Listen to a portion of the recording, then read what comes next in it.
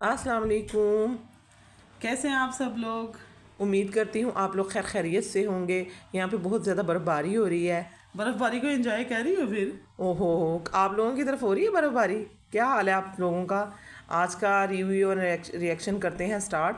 और कल वाले जो आपने व्लॉग को मुझे पसंद किया, सॉरी रिएक्शन को, बहुत बहुत आप लोगों का शुक्रिया मुझे सपोर्ट करने का, लाइक करने का। और उम्मीद करती हूँ आप आइंदा भी मुझे सपोर्ट और लाइक करेंगे। तो चलें जी, आपको अगर कल की वीडियो अच्छी लगी है तो उस खुशी में आज की वीडियो को भी लाइक कर दें। ज़रा मोटिवेशन बढ़ जाएगी, ज़रा जज्बात और उभरेंगे, ज़रा पॉइंट ऑफ व्यू को और अच्छे से समझने की सलाहियत मिलेगी।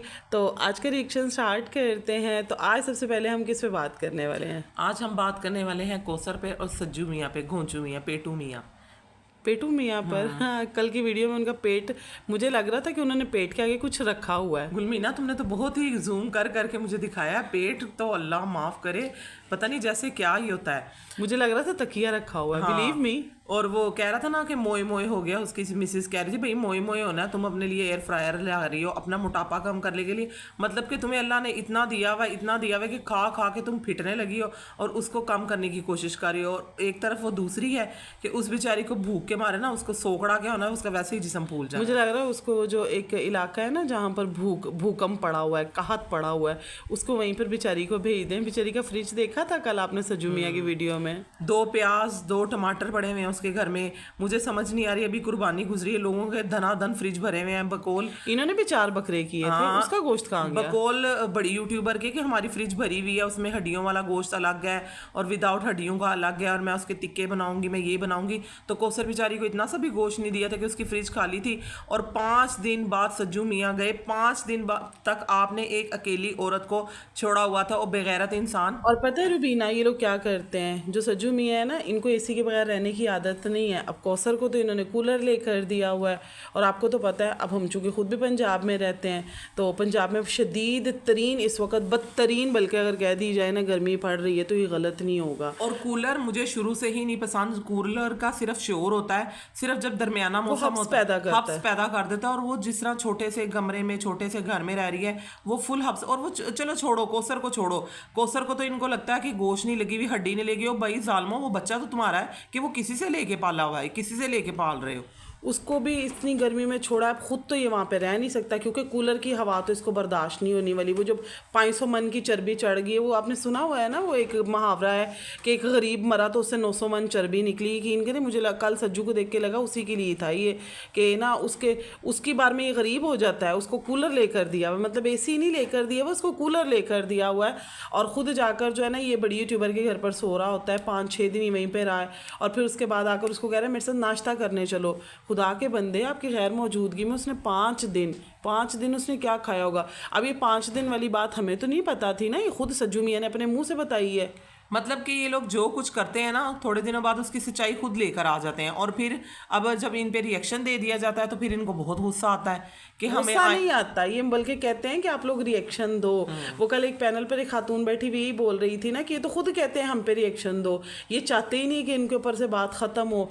ये जानते बूझते इस तरह की हरकतें करते हैं कि ये कंट्रोवर्शियल रहें और लोग इन पर बात करते रहे, इनका टैग, इनका जो हैशटैग है वो ट्रेंड करता रहे। क्योंकि इनके पास अपनी कोई एबिलिटी है ही नहीं है, इनके अंदर कोई ऐसे गट्स है ही नहीं है कि जिनको ये वाईटी पर लेके आए, दिखाएं और उसके साथ, उस कंटेंट के साथ चलें। इन ये कंट्रोवर्सी से स्टार्ट हुए थे और पूरे खानदान ने उसी को ही पकड़ लिया। मुझे तो इनकी आकबत से खौफ आता है कि दोनों मियाँ बीवी अल्लाह को जाकर क्या मुंह दिखाएंगे।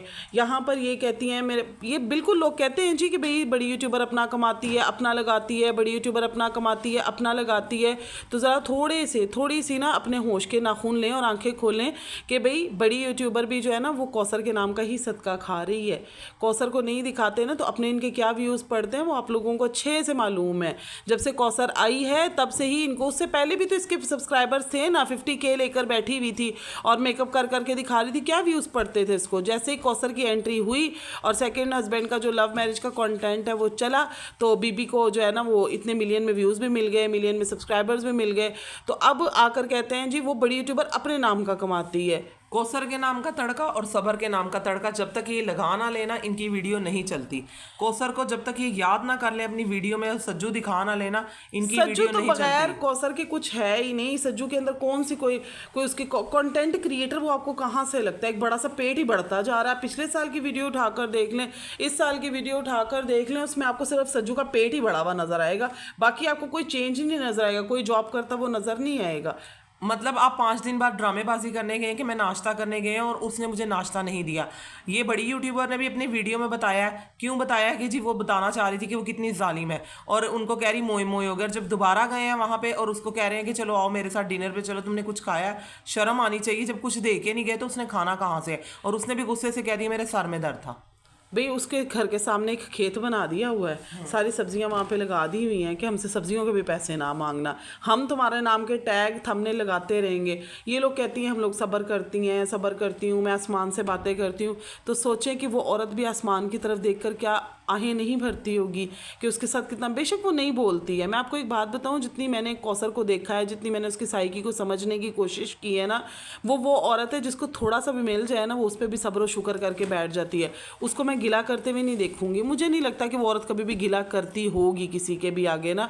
और जो इंसान ऐसा हो ना सब्र कर जाने वाला, असल में सब्र करने वाले ऐसे ही लोग होते हैं। और जब ये सब्र कर जाते हैं ना तो इनके सब्र से डरें, क्योंकि इनका मामला उनके और अल्लाह के बीच का हो जाता है। और जब मामला अल्लाह के पास चला जाता है ना तो यकीन करें बड़ी बुरी मार पड़ती है। और मुझे लगता है इन दोनों मियाँ बीवी को मार पड़ेगी। सब्र, जो कौसर का सब्र है ना, उसकी मार इनको पड़ेगी। कई बार मैंने लोगों की कमेंट सुने हैं जो कहते हैं कि नहीं कौसर इनके साथ मिली हुई है, कौसर ये कौसर नहीं। पहले मैं भी ये चीज़ समझती थी, मगर मैंने बहुत डीपली जाके देखा, मैंने ऑब्जर्वेशन की। जो मेरी ऑब्जर्वेशन है, क्या आप उससे सेटिस्फाई होते हैं तो मुझे कमेंट सेक्शन में ज़रूर बताइएगा। मेरी ऑब्जर्वेशन ये है कि मैंने ना एक हमारी यहाँ पे जो नीचे मालिक मकान है, मैंने ये कल लाइव में कहा है, तो उसके पास एक वह हेल्पर काम करती है। तो मतलब उसने अपनी कहानी सुनाई कि भाई जिस तरह ना मैं पहले किसी के घर में काम करती थी तो वहाँ पे ना मतलब दिन का काम करती थी और रात को वापस आ जाती थी। मगर वहाँ का जो उनका मालिक मकान था, सॉरी मालिक मकान कह रही हूँ, जहाँ पे वो काम करती थी, उसका जो हस्बैंड था ना, वो मेरे पे बहुत गंदी नज़र रखता था। और जो जिनके घर काम करती थी उनकी जो मिसेस थी ना, कहीं वो बाहर जाने लगती थी ना तो डर के मारे मैं उसको लपक जाती थी कि कहीं ये ना हो इसका घर हर वक्त घर में शोहर हर वक्त घर में होता है तो मेरे पे बुरी नज़र डालता है, तो मुझे कुछ कह ना दे, कुछ कर ना दे। तो इतनी मैं मतलब इनसिक्योर थी। फिर यहाँ पे कहती, यहाँ से मुझे मैसेज आया, मतलब मेरी एक कज़न इनकी अम्मी के घर लगी हुई है जो नीचे है हमारी मालिक मकान, तो इनकी जो एक मालिक मकान की अम्मी के घर उसकी ना एक कज़न लगी, तो कहती उसने मेरे अबू से बात की कि इनको काम वाली की ज़रूरत है, तो एक काम वाली चाहिए मगर दिन रात के लिए। कहती मेरी बहन है, हम 2 बहनें हैं और भाई मेरे शादीशुदा है, उनके बच्चे हैं, तो मेरी बहन उनके बच्चे संभालती है और मैं घरों में काम करती हूँ। तो कहती मुझे दिल नहीं कर रहा था अपनी बहन छोड़ने को, तो मैंने कहा सिर्फ मैं दिन में काम करूँगी, मैं रात में नहीं। इन्होंने कहा हमें सिर्फ हमें ये नहीं, हमें दिन रात के लिए चाहिए। तो कहती मेरे भाइयों ने मार के, मेरे अबू ने मार के मुझे इनके घर भेजा है कि तुम जाके काम करो। मतलब कि औरत इतनी मजबूर है कि वो मार खा, पहली तारीख को इसके फादर आते हैं, हाँ। इसकी सारी सैलरी लेकर चले जाते हैं। मतलब एक बंदी सुबह से लेकर अगली सुबह तक काम करती है। माशाल्लाह उनके बच्चे भी हैं, घर के काम भी हैं। आपको पता है कि एक घर जो बच्चों वाला उसमें कितने काम होते हैं, तो वो बंदी सारे काम करती है, सफाई पोछे से लेकर कपड़े इस्त्री करना, कपड़े धोना और बर्तन धोना, हर चीज़ वो करती है। सिर्फ कुकिंग नहीं करती है, बाकी वो सब काम करती है।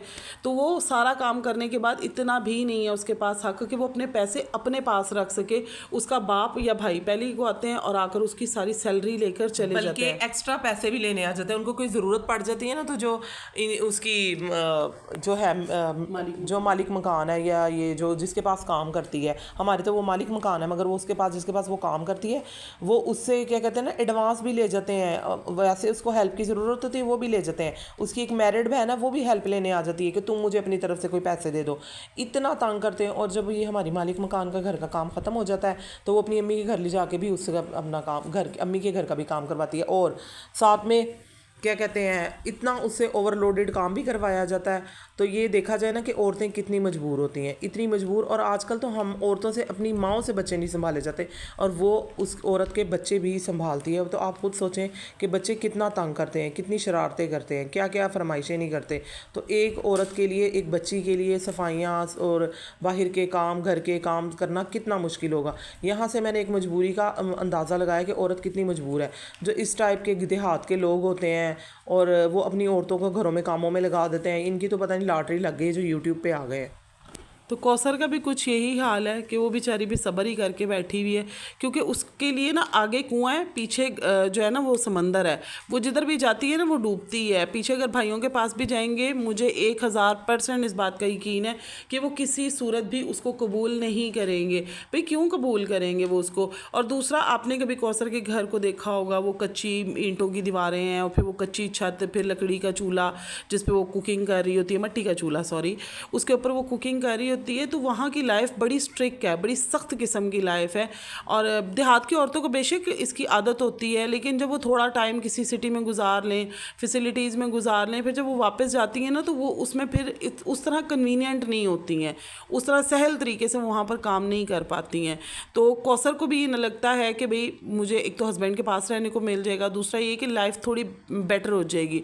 लेकिन अब थोड़ी बेटर का मतलब ये नहीं है कि आप अल्लाह और कुरान के अहकामात को पीछे कर दें। भाई दोनों वाइफ को इक्वालिटी देने का कहा गया है, लेकिन यहाँ पर आपके सामने ये जो इक्वालिटी मिल रही है तो बड़ा अफसोस होता है मुझे कौसर को देखकर। तो मेरी नज़र में इनके ख़ानदान में अगर अभी आज तक कभी किसी ने कोई बहुत ज़्यादा सब्र किया है ना तो वो सिर्फ कौसर है जो सब्र करके बैठी हुई है। बाकी जितने भी ये लोग हैं ना सब ड्रामेबाज है, ये ड्रामेबाजी चल रही है।